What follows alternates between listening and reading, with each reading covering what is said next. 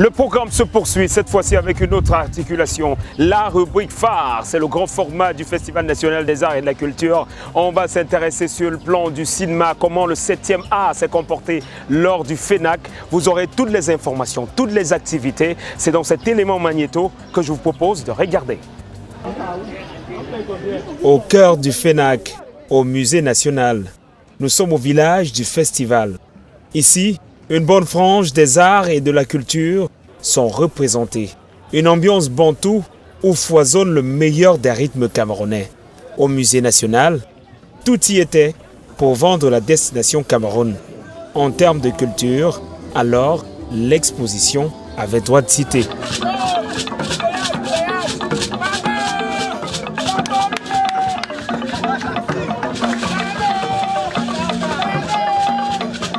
La musique, la danse, la sculpture et le cinéma rayonnaient de plein feu. Le 7e art, l'une des disciplines présentes au FENAC, est notre cœur de cible. Eh bien, nous avons rattrapé pour vous des instants qui ont marqué le Festival national des arts et de la culture côté cinéma.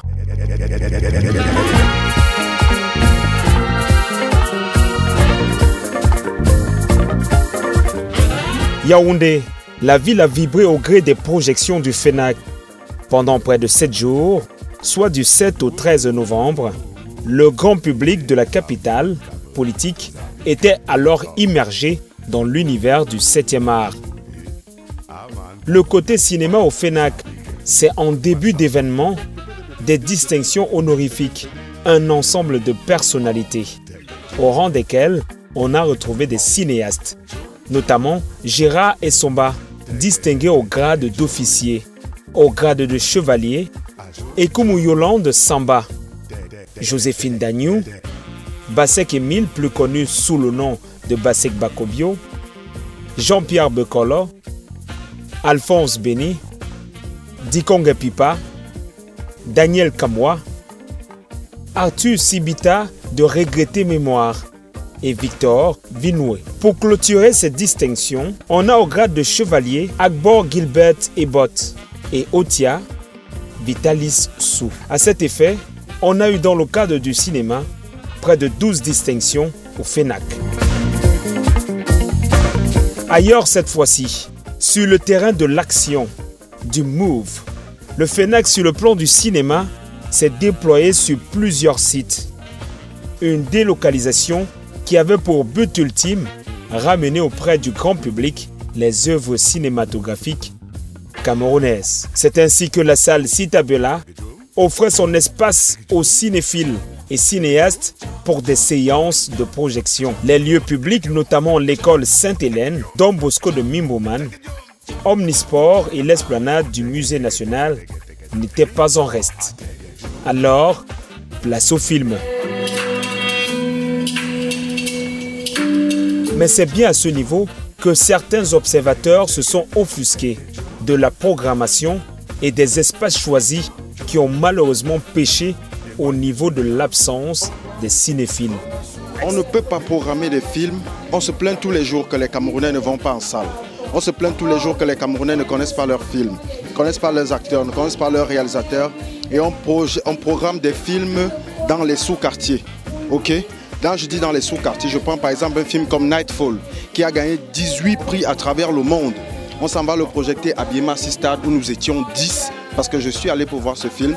Nous étions 10 dans un endroit où on pouvait même nous agresser et on regardait le film debout.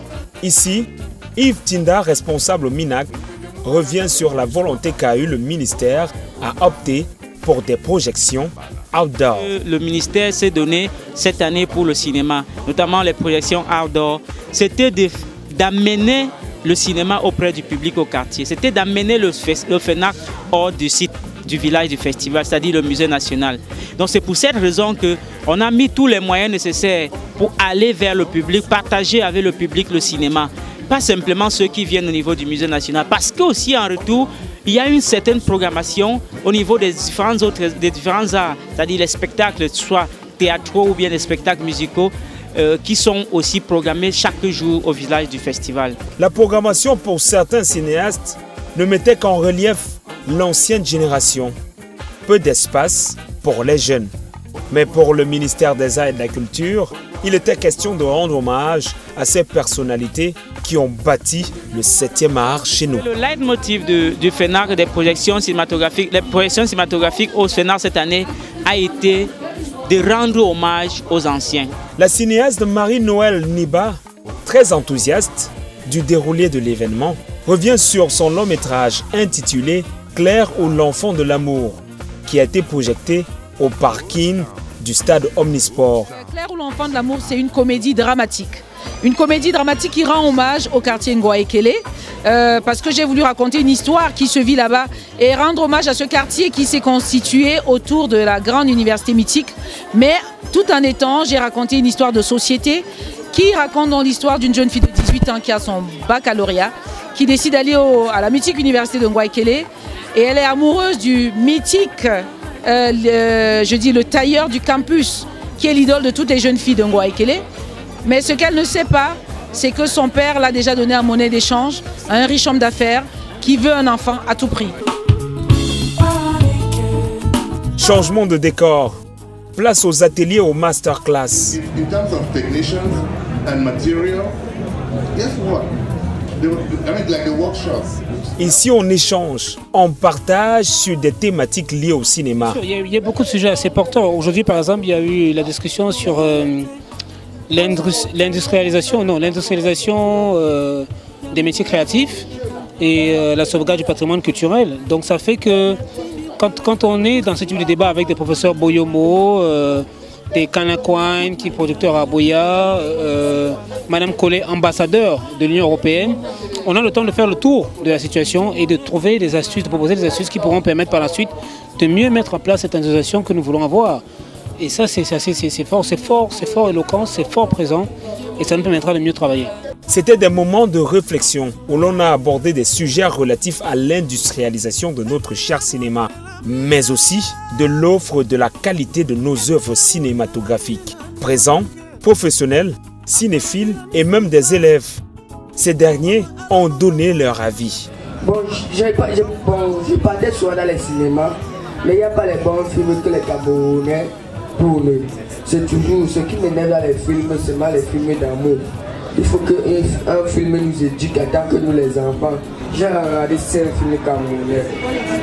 Bon, il y avait le film Le Destiné d'amour, qui c'est un Camerounais qui tourne ça avec une femme, je ne sais pas le nom.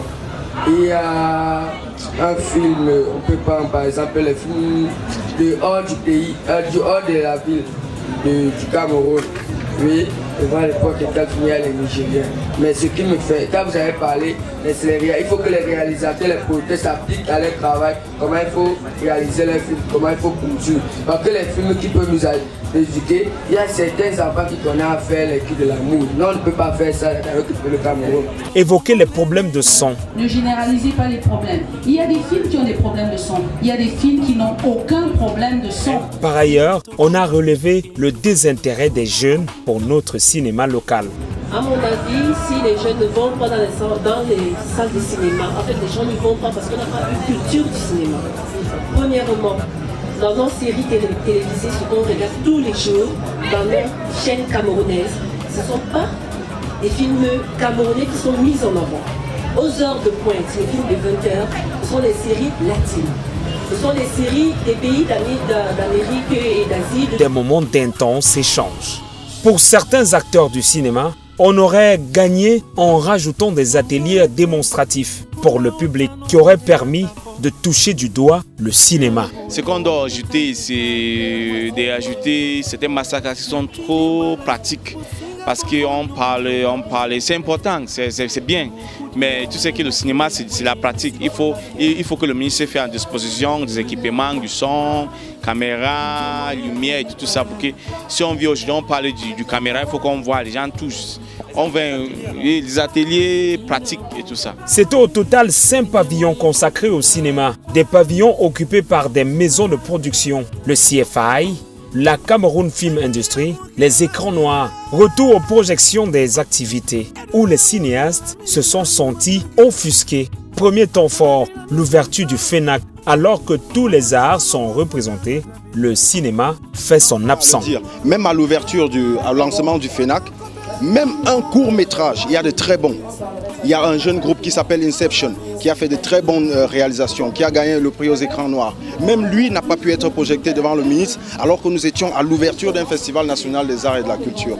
Tous les arts sont passés, excepté le 7e art. Deuxième temps fort qui a retenu l'attention de tous les cinéastes, l'interruption de la projection d'un long métrage pour un passage musical. Ok, qu'un des films se soit programmé, projeté, soit interrompu pour mettre de la musique plus tard.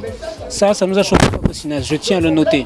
Hier encore, nous avons vu le film de Gérard Essumba qui s'est retrouvé interrompu parce qu'il fallait que les musiciens passent. J'ai rien contre les musiciens. Mais seulement, on ne peut pas interrompre le cinéma pour faire passer des concerts. Ça, c'est là, on est d'accord. Mais un temps pour le cinéma, un temps pour la musique. Chaque chose a son temps, un temps pour chaque chose et chaque chose a sa place, une place pour chaque chose. Un responsable du MINAC s'explique sur ce fait inattendu, qui pour lui n'est lié qu'à un léger souci de programmation. Il y a eu une projection.